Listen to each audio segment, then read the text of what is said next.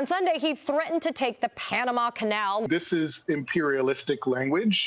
I think it is serious. I think it's also dangerous. That's not what the American people voted for. A new poll says Americans now overwhelmingly support Donald Trump's economic agenda, even if they don't like him.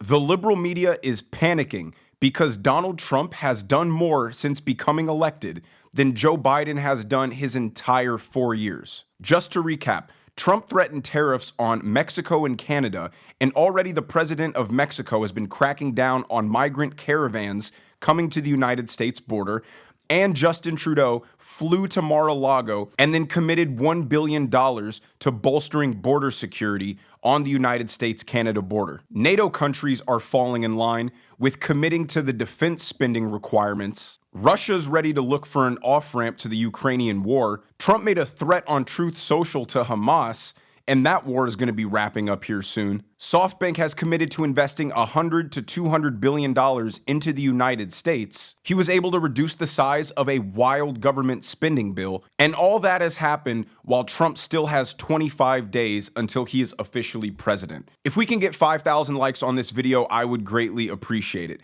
But where I want to start this video is something that will probably shock you. A new CNBC poll shows that 73% of Americans are in favor of Trump's agenda. Watch.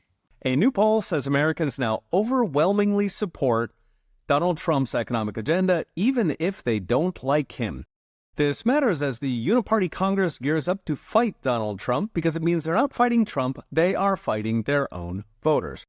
The numbers come from a new CNBC All-America poll of 1,000 Americans that found that 41% of Americans still oppose Trump, with 54% now supporting him. But what's interesting is when they ask about specific policies, support for Trump's agenda goes through the roof. So on his signature policy of immigration, 73% of Americans now want active duty troops deployed at the southern border to stop illegals, including 49% of Democrats. Just 24% oppose it. As for the economy, the same 73% of Americans want government spending cut, just 22% disagree, which by sheer coincidence is roughly the number of Americans who work for government. I mean, if that doesn't tell you that the left only appeals to the fringe part of their party, I don't know what does. For each party, you probably have 25% or so who are on the fringe, and then you have 50% who are either center-right or center-left.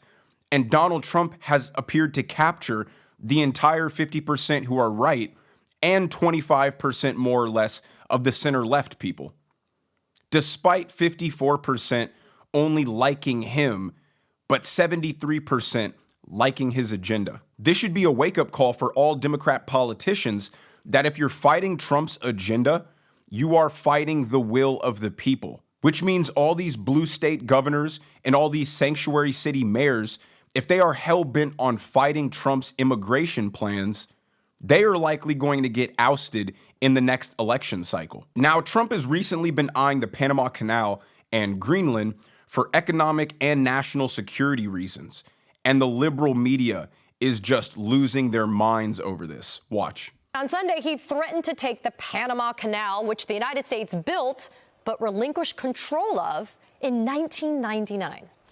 Naturally, Panamanian President Jose Raul Mulino didn't love the idea, responding that, quote, every square meter of the canal belongs to Panama and will continue to.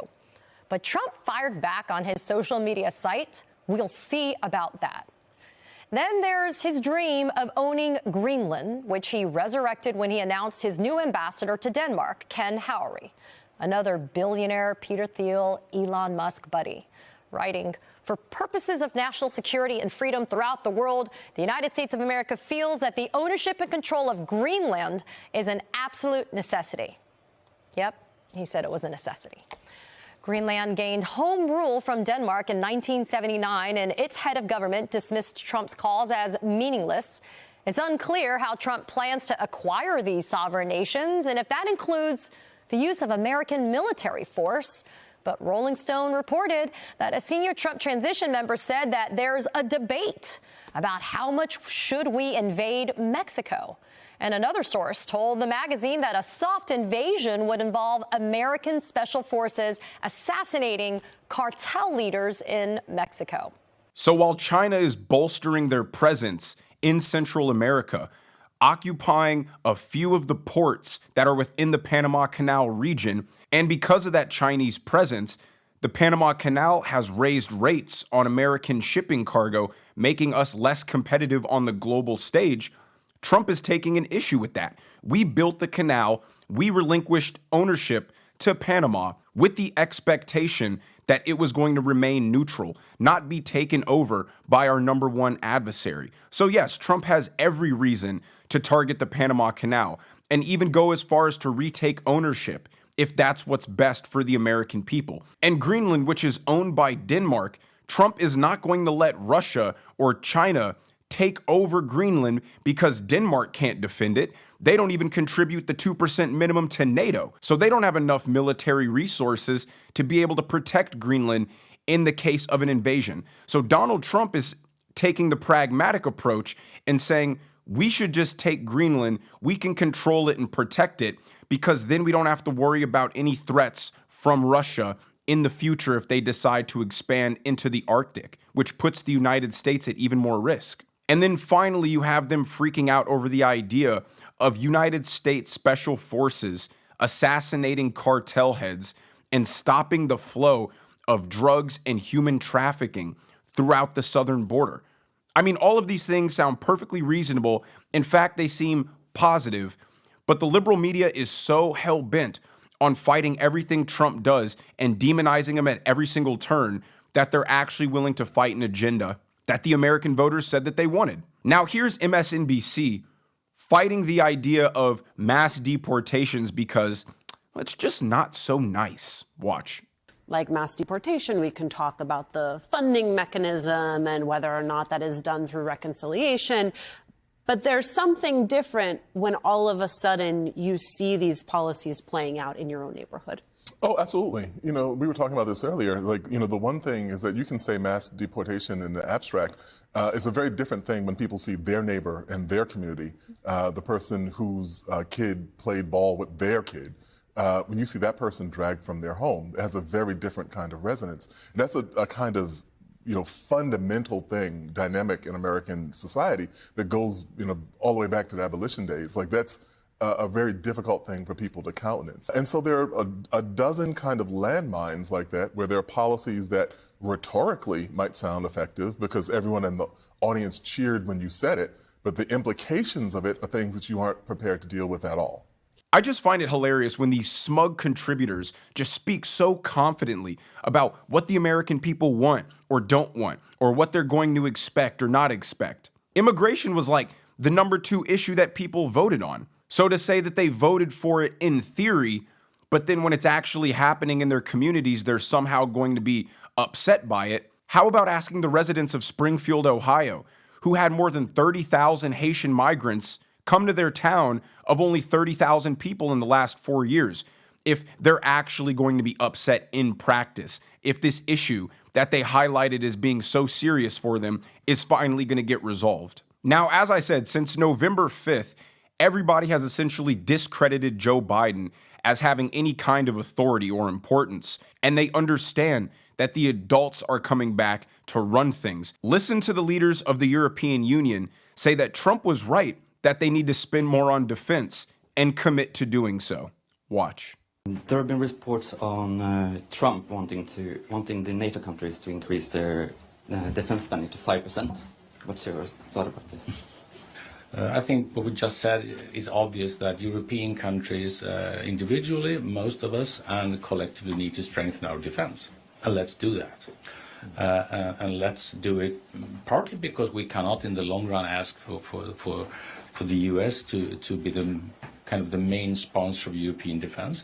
But also, as Kyriakos mentioned, there's the best way of cultivating the important transatlantic link is to show that we do take our own defense seriously. So it was 2018 on Trump's first period. He visited in Europe and he said you have to spend more to defense.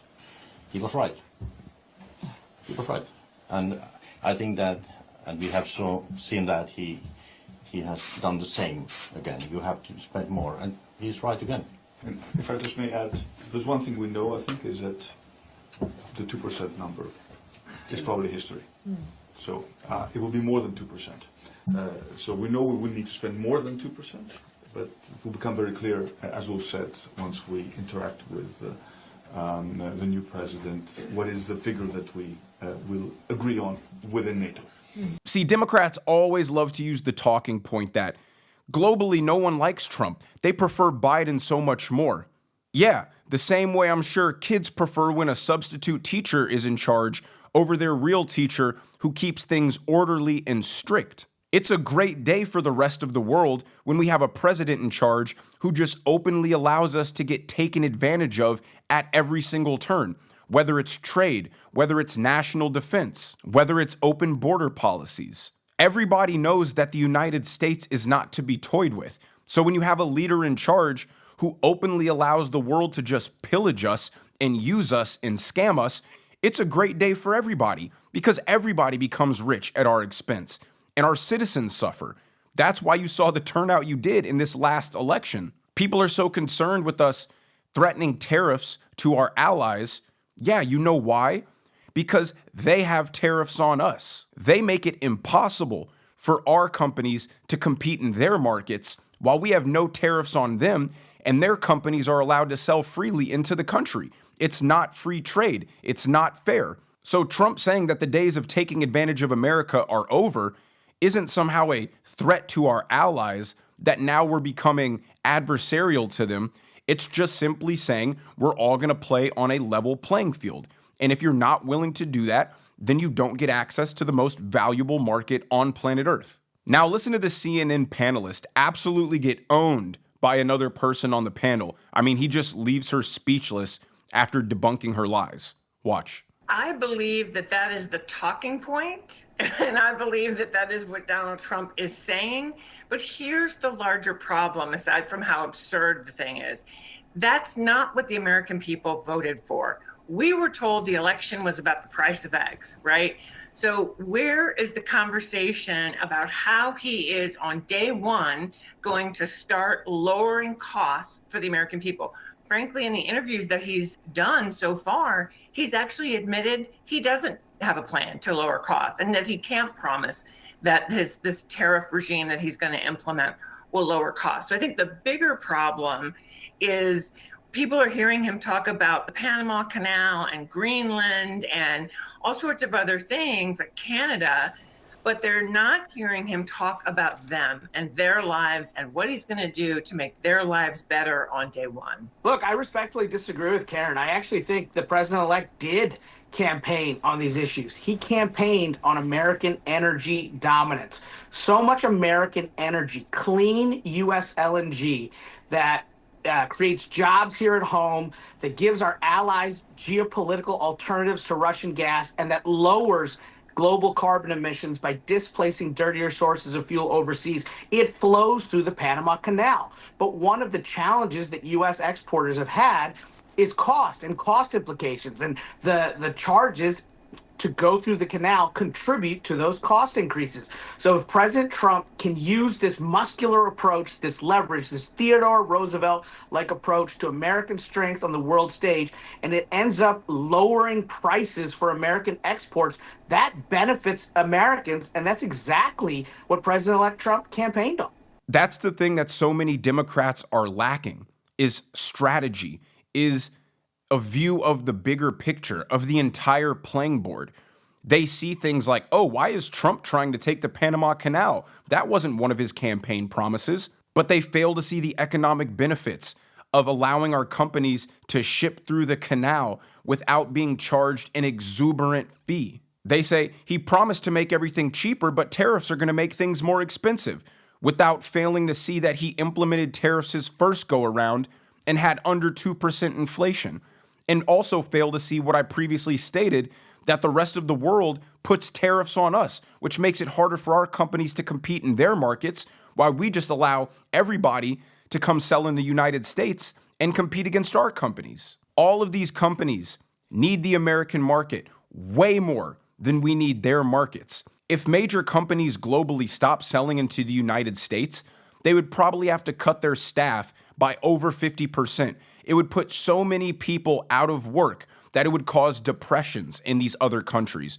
So while they can try to posture and threaten tariffs back, the reality is that they know, and that Trump knows, is that you need us way more than we need you. And for that reason, they will definitely get in line. But let me know what you guys think down in the comment section below. If you did enjoy the video, please hit that like button. Make sure you subscribe to the channel if you have not already. Turn on those notification bells so you never miss a video.